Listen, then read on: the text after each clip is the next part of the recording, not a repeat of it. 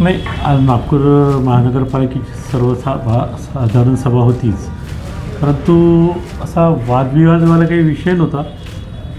एका प्रश्नोत्तराच्या याच्यामध्ये ते असं होतं की महानगरपालिकेचे सभागृह हे मराठी भाषेतूनच चाललं पाहिजे असा विषय एका आमच्या सभासदांनी उचलला. आणि साहजिकच आहे की महाराष्ट्राचा कारभार चालत असताना नागपूर महानगरपालिकेमध्ये सुद्धा मराठीच्या याच्यामध्ये ते सभागृह चालावं. परंतु सभागृहाची कामकाजाची जर आपण बघितलं पुस्तक, तर जर एखाद्याला जर हिंदीमध्ये जर बोलायचं असेल तर दुसऱ्या कुठल्या जर भाषेमध्ये बोलायचं असेल तर माननीय महापौरांची जर पूर्व परवानगी घेतली तर ते कुठल्याही भाषेमध्ये बोलू शकतो. त्याच्यामुळे त्याच्याबाबत काही वाद नव्हता. परंतु ह्या छोट्याशा विषयाला घेऊन सत्ताधाऱ्यांनी गोंधळ करण्याचा प्रयत्न केला. त्याच्यामुळे आजचं जे सभागृह आहे हे सभागृहाचं कामकाज जे आहे हे 10-15 मिनिटांसाठी तहकूब झालं. अंबाझरी तलावामध्ये जे काही मागच्या काही दिवसामध्ये मोठ्या प्रमाणामध्ये जलपर्णी तिथे झालं होतं. हे तलावामध्ये पाणी दिसेना असं झालं होतं. जलपर्णी एवढ्या मोठ्या प्रमाणात वाढलं, परंतु महानगरपालिकेच्या माध्यमातून त्या तलावाची जलपर्णी निश्चितपणानं पूर्ण साफ करण्यात आली आणि कदाचित ती पाहणी करण्याकरता माननीय मुख्यमंत्री आज तिथे अंबाझरी तलावावर त्यांची ती व्हिजिट होती. नेमका पावसाळा सुरू आहेच आणि पावसाळ्याच्या पहिलेच नागपूर महानगरपालिकेने जी तयारी करायला पाहिजे होती ती तयारी पूर्णपणे झालेली नाही. थोडासा मध्ये जोरात पाऊस आला तर बरंचसं शहर पाण्यामध्ये बुडाल्याचं आपण बघितलं होतं 1-2 तासाच्या पावसामध्ये. आणि ह्या शहरामध्ये जी काही रस्ते सुरू आहे याच्या कुठल्याही प्रकारचं याच्यावर कंट्रोल किंवा नियोजन नसल्यामुळे मनात येईन तसे कॉन्ट्रॅक्टर पाहिजे तिथे खोदत आहे.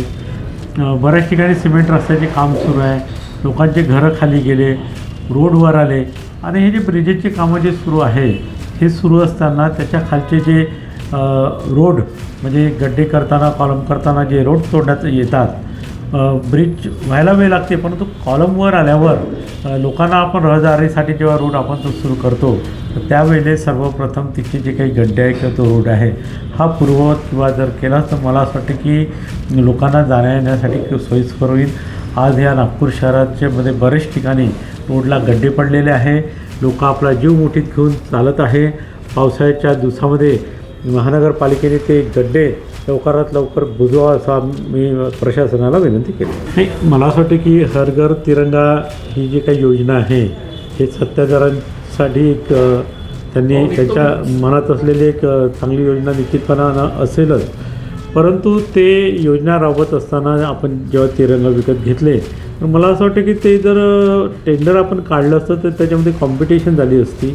बरेचसे ते पुरवठादार त्याच्यामध्ये आले असते आणि आज ह्या महानगरपालिकेचा कुठेतरी निधीची बचत झाली असते. आज बरेचसे विषयपत्रिकेमध्ये होते, काही प्रश्न त्या ठिकाणी होते. त्याच्यानंतर मेट्रो संबंधित विषय होता. विषयपत्रिकेमध्ये ह्या नागपूर शहरातले जे बाजारपेठ आहे जसे महात्मा फुले मार्केट असेल किंवा यशवंत अशा या 10 बाजारपेठा MSRDCला देण्याचा एक विषय होता.